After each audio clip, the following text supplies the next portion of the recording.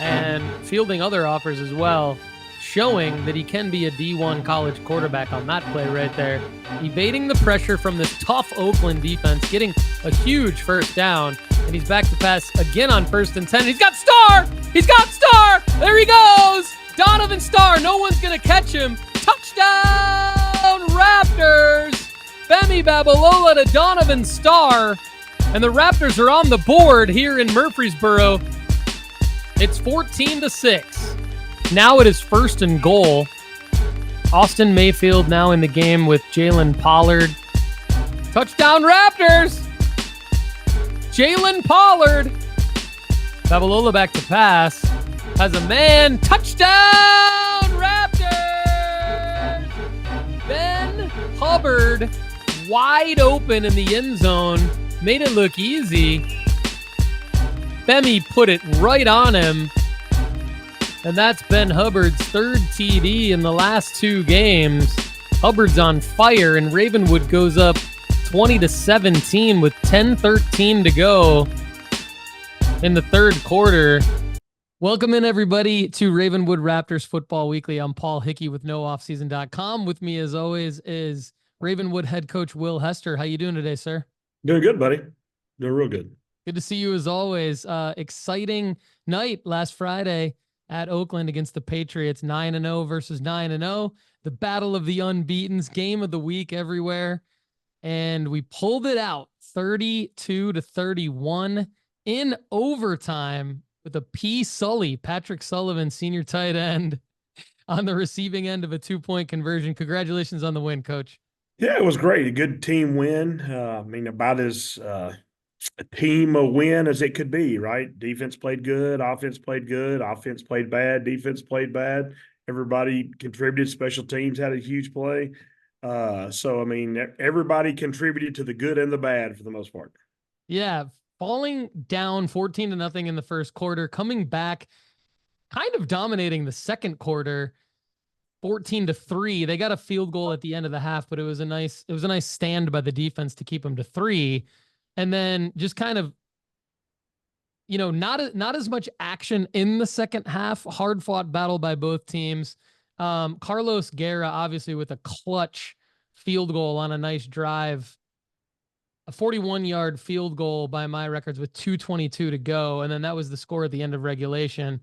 Fill in the blanks for me, Coach. How did you see, the first couple of quarters and then the second half? What did you see from?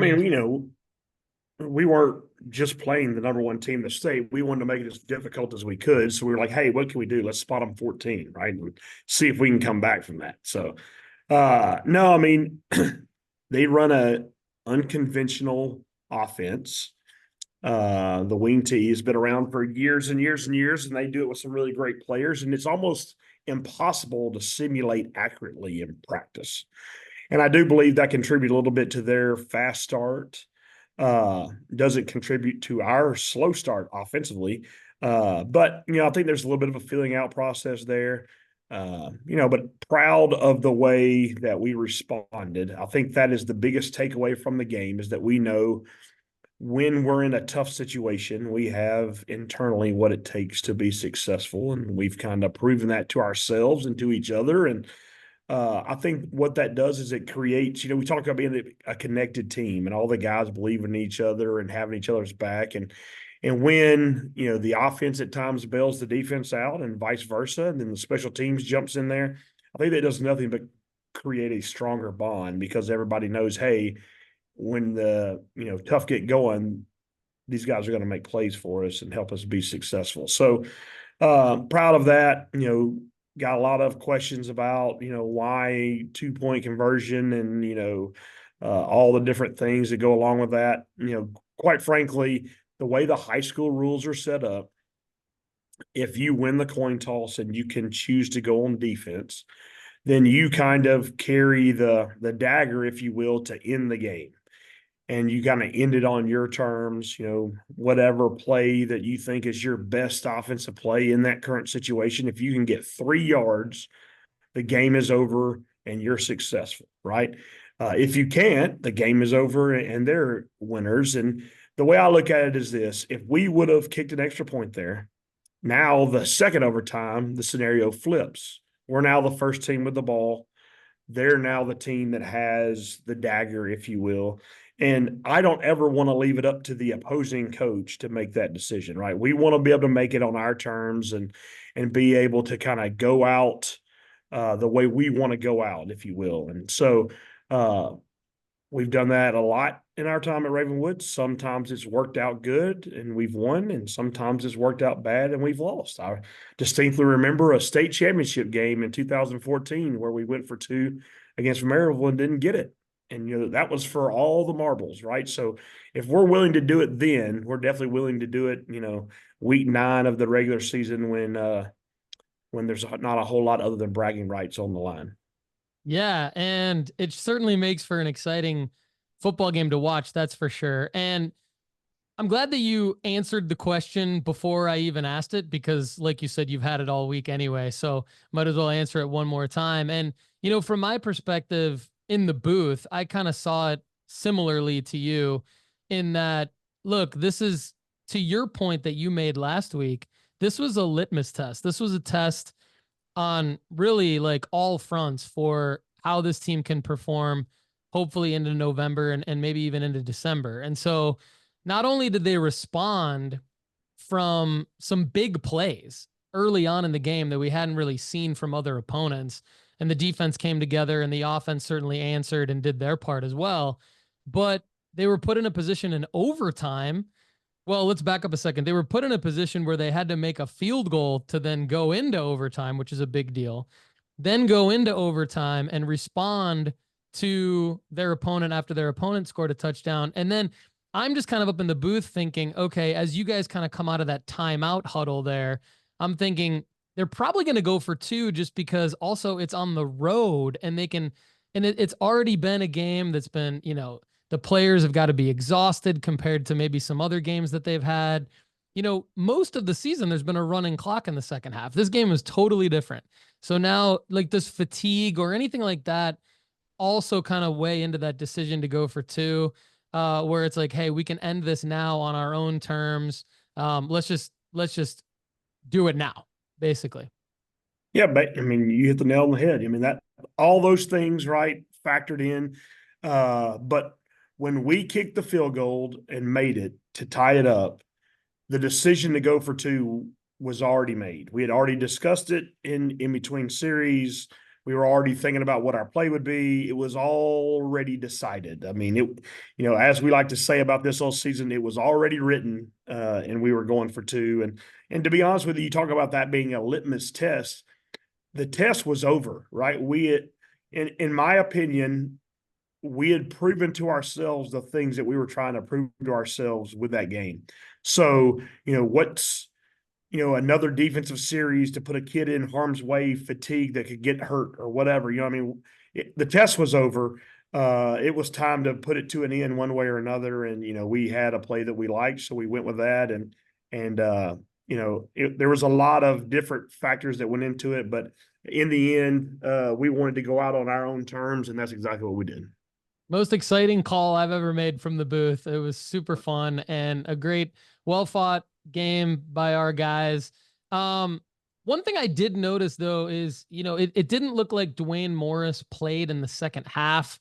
I don't know if that's accurate or if the reason behind that. Maybe, maybe he was injured, maybe he was being rested. But, certainly they've got a ton of other talent. They had Kamani Bass, a sophomore running back, come in and score in the place of where Morris probably would have been. They also had Craig Tutt, Tamari Hill. And then, of course, like Chase Bandy, the wide receiver, had a big play, 74-yard touchdown in the first quarter. So maybe just talk about those guys real quick from an opposition standpoint. And as you potentially look to see them again, maybe in the state championship. I know we don't want to jump the gun or anything. We got a lot of football to play before that might happen. But as you look to see maybe other talent like them coming up as the schedule gets harder, how do you kind of break the performances down from Friday night on the opposition side? Just some dudes, man, some legitimate dudes. And Morris got banged up in the first half and was unable to go in the second half. But like you said, they have a lot of other threats that make you stay up at night. I mean, Craig Tut's just a junior, but anybody that gets offered by Georgia early in their high school career must be a dude, and he's a dude. And Tamari Hill was a great football player. We were concerned about Bandy all night, and rightfully so. Right, makes a big play. A lot of great players on that. We thought, the quarterback Kyler Creasy played very well. I mean, he, in our opinion, played as a lot better than he played the last time we played him. So kudos to him on the improvement and getting better and doing the things that he needs to do to be successful. So a really good football team. I know you mentioned that as the games get harder, I don't know that they get much harder than that one. Mm. We may have more of them in a row. Obviously got one again this week, but that's about as tough as it's going to get. Good to know. I mean, before we get to the game this week, let's talk about some of our dudes, right? We've got some dudes. And Craig Tutt being stood up on a running play by Sam Rowan. I was very impressed. I mean, these guys have been impressive all year, so I'm not surprised. But Sam also with a huge sack. Like, it looked like a pro sack on Creasy on a key third down in the first half. Just talk about who you're proud of on our side of the ball. I know we have a lot of good stuff to talk about there. Yeah, I mean, the list is super long, right? I mean, I don't know that we can necessarily even cover it all, but from a defensive standpoint, all 11 guys plus some that we put out there, right? We played more than 11 guys on defense. I would say everybody that went into the ball game on defense played at a high level, one play or another. Clearly, guys like Sam Rowan and, Elliot Hampton and, Austin Mayfield, all those guys have played really, really well up front for us all year long. Lucas McCullum's in that mix as well. And then the linebackers, I mean, you just can't say enough about what Matt Anderson and Lane Summerall mean to this team. And, you got Kenner Schlitt out there playing linebacker, 170 pounds or whatever he is, and throwing his body around. And then in the secondary, we just, it's a group of dudes back there, right? I mean, they're all playing at a super high level. I thought Wyatt Alpton stepped up to the challenge there in times. What you don't realize is in that scenario before the half, right, holding them to a field goal, taking those PI penalties are not the worst thing that can happen. The high school rule is it's half the distance. It's not an automatic first down. You can just keep taking those till the clock runs out. You know what I mean? So I thought we played that about as well as we could, to hold them to a field goal there was humongous. We got the ball to start the second half and we're able to hit a big play to Ben Hubbard. What can you say about Ben Hubbard? A big player for us shows up big in big games, right? 7, touches for 93 yards, 2 touchdowns, made big plays. Femi's percentage of completions may have been down, but the ones he hit were massive, right? The long pass to Donovan, the long pass to Ben, the touchdown to Ben in overtime, the throw to Patrick on the 2-point conversion. And, Maverick does what Maverick does, right? And makes the plays. And none of that's possible without those 5 seniors on the offensive line playing well and doing the things that they needed to do. And, and Caden Pace and Davis Dallin, all those guys playing well. So, you can literally mention everybody. And then we haven't even talked about special teams. You got a junior kicking a 41-yard field goal to send it into overtime. You got the snapper, the holder doing a great job to make that happen. Drew Crabtree did a wonderful job handling some extra point duties as well as spraying the ball all over the field to keep it from those dudes that are returning those kicks. So, I mean, it was 100% legitimately a team effort. One more thing that I noticed is on Jalen Pollard's rushing touchdown, since week 1, he and Austin Mayfield have come in on a formation to block for Maverick, where Maverick has scored, the team high 11 rushing touchdowns. Now, that formation hasn't happened on all 11 rushing touchdowns, but it's probably happened on half of them around the goal line. This time, instead of going Maverick, it's handed to Jalen. Is that something that you guys set up throughout the season so that last week we talked about teams having access to other teams' film? Is that something where you're anticipating Oakland having scouted that play and then you hand it to Jalen instead of letting Maverick take it? Yeah, I mean, Jalen, that's probably the 5th touch in that formation that Jalen's gotten this year. Austin has scored already in that formation this year. And now Jalen has, like I said, 3 or 4 touches already there. I think he scored one early in the year that was called back because of penalty. So it's out there that he was going to be able to touch the ball, but clearly Maverick gets the high percentages of those. Anytime you have like a counter or something, different than that, it has a chance to be successful. So. Okay, we've talked a lot about the Oakland game just because it was a highly anticipated game. As we talked about last week, it didn't have any kind of playoff implications at all. It was just a very, very big test against an amazing opponent. Now, this week, you guys take on the school from across the interstate, as they are referred to, and they are 8-1. So they will be visiting the Nest. And this one does have some implications that you alluded to last week. Talk about the school from across the interstate coming over into Ravenwood Stadium this week. Yeah. So the Blue School show up, and that game will be highly anticipated. There'll be a lot of people showing up that don't normally come to games, right, and doing those kinds of things. It'll be a packed house. WCS game day will be there. It's the UPN 30 TV game again. 104.5 The Zone is coming again. So, we're going to fight all the same characters for the press box space that we did last week, right? And so, they're 8-1 for a reason. They're a very good football team. Their lone loss is to a good Brentwood Academy team. I think the most points anyone has scored on them all season is 17, if I'm correct.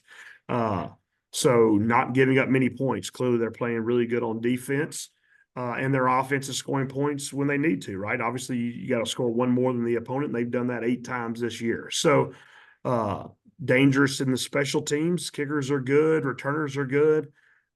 It is going to be a challenge and a very difficult one. If we are not on top of what we need to do and not playing well, we will get beat in this game. We lost to them twice last year. The opportunity to have an undefeated regular season is on the line. The opportunity to be region champs are on the line. The opportunity to host more than one playoff game is on the line. All the things, basically everything that you want to accomplish in the first 10 games is on the line. It's going to take our best effort to get it done. It all comes down to this week. So we've had an amazing season. It's going to get even more exciting this Friday, November 1st, 7 p.m. at Ravenwood High School. And the blue team, only loss of the season at Brentwood Academy. You were close. 16 points they gave up. So that is the most they've given up all season. And other than that, some common opponents. They beat Blackman 24-14. They beat Summit 31-0. They beat Overton 42-6. Beat Franklin 17-6. And Independence last week 20-6. So it'll be a good one this Friday. And good thing I'm a very small human being. We can pack as many people in that press box as we need with me still in there, and more competition for me this week. But I feel like I stepped up my game, Coach. I feel like I did probably my best job last week as well, just like you guys did. So I'm going to be strong again. It contributed to the victory. Team win, program win, Paul. Let's go. Anything else to add, Coach? Like always, it's always G2 Bar, and this is a big one. We need everybody out there. All right, we'll see you Friday. Now, they are in Carlos Guerra practice field goal range right now. And here comes Carlos Guerra to attempt the field goal. 2:27 to go in the ball game. Gavin Hampton is the sophomore quarterback holding. This is the biggest field goal of the season here by far. And they are kicking it. Guerra's kick is up, and it looks good from here. And it is good to tie the ball game. Ended regulation tied at 24-24. And here we are in overtime.